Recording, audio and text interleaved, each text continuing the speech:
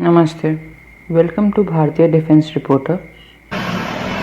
कश्मीर में आतंकवादियों का बहुत बुरी तरीके से खात्मा हो रहा है। हर कुछ दिनों में आतंकवादियों को चुन चुन के आर्मी मार रही है।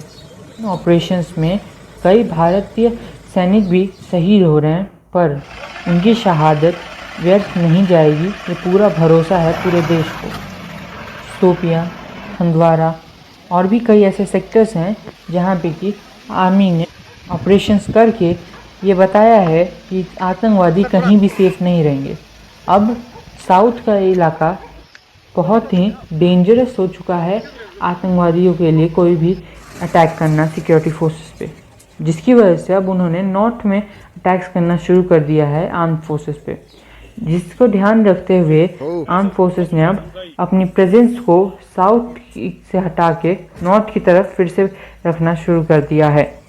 कई मिलिट्री बेसिस को फिर से सेटअप किया जा रहा है नॉर्थ सेक्टर्स में, और लोगों को ये दिखे कि पीस एंड प्रॉस्पेरिटी फिर से वापस आ रही है, इसलिए 10,000 फोर्सेस का विड्रॉल भी किया गया है कश्मीर से।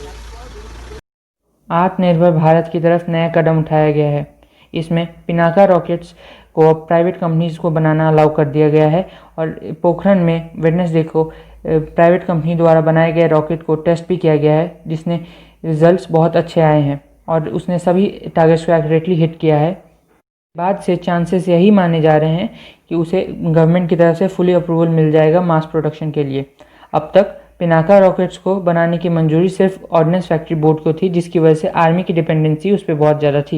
लेकिन अब शायद से ऐसा नहीं होगा, क्योंकि अब अगर प्राइवेट कंपनीज भी इसमें होंगी तो उनकी क्वालिटी और उनका टाइम भी कम लगेगा बनाने में, और आर्मी की रिक्वायरमेंट जो है टाइम पे पूरी हो सकेंगी, जो कि आज अब तक नहीं होती थी, क्योंकि ऑर्डिनेंस फैक्ट्री के ऊपर बहुत सारा काम होता था और वो क्वालिटी मैच नहीं कर पाती थी।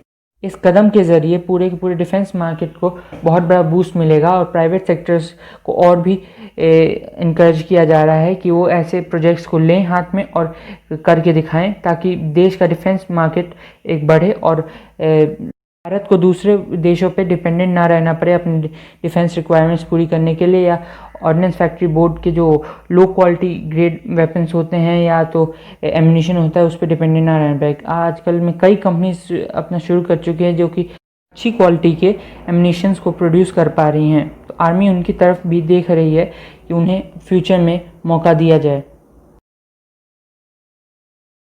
पाकिस्तान के रेलवे मिनिस्टर शेख राशिद अहमद पूरी तरीके से पगला गए हैं, या तो बहुत ही सस्ता नशा कर लिया है।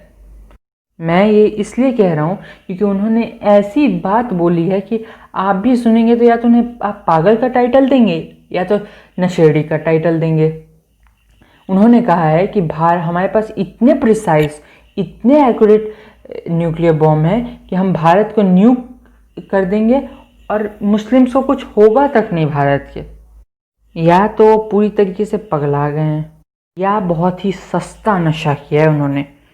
हीरोइन या गांजा या कोकीन खरीदेंगे तो पैसे बचे नहीं है पाकिस्तान के पास, तो एक घास फूस उठा के उसी को जला के फूक के सोने लगे होंगे। जनाब और कर भी क्या सकते हैं, पूरी पूरी इमरान खान गवर्नमेंट एकदम बिहारी बन गई है, सबके सब ऐसे ही बकवास कर रहे हैं।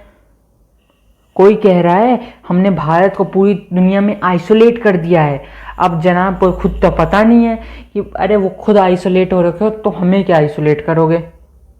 पाकिस्तान के फॉरेन मिनिस्टर ओआईसी को तोड़ने की बात करते हैं, पूरे सऊदी अरेबिया को बोल देते हैं कि अगर तुमने हमारी बात नहीं मानी हम तुमसे अलग हो जाएंगे, अलग अलग कर लेंगे। अपने माई बाप को ही बोल रहे हैं। अब ऐसे लोगों का क्या होगा, कुछ नहीं, ऐसी बकवास करते रहते हैं, और बाद में कोई जनरल बाजवा जाता है, गिड़गिड़ाता है, उसको भी लात मार के भगा देंगे, बस हम नहीं मिल रहे। और जब फॉरेन मिनिस्टर को गुस्सा आता है तो और कुछ नहीं करता, पाकिस्तान की चीफ सेक्रेटरी को थप्पड़ मार देता है। ये सिर्फ और सिर्फ पाकिस्तान में ही हो सकता है, पाकिस्तान ही इतना यूनिक है। और क्या करें, हम भी शर्मिंदा है, हमने ऐसे बेटे पैदा किए हैं। एक बेटा तो चलो थोड़ा ठीक निकल गया, अब वो कई साल तक उसके अंदर में था, अब वो कुछ ठीक हुआ है। दूसरा वाला तो पहला बेटा अरे इतना बिगड़ा हुआ है, ऐसा बेटा किसी को ना मिले। मैं तो भगवान से यही मांगूंगा भाई, और आप भी दुआ कीजिएगा कि ऐसा बेटा किसी और को ना मिले।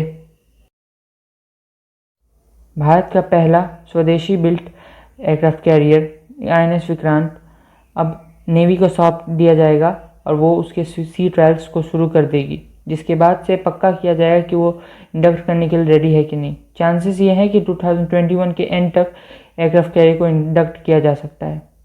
पहले ही INS विक्रांत के शेड्यूल में बहुत देरी हो चुकी है, जहाँ पे कि उसे इंडक्ट हो जाना चाहिए था 2020 तक, वो अब तक नहीं हुआ है, बल्कि उसने अब तक सी ट्रायल्स भी शुरू नहीं किए हैं।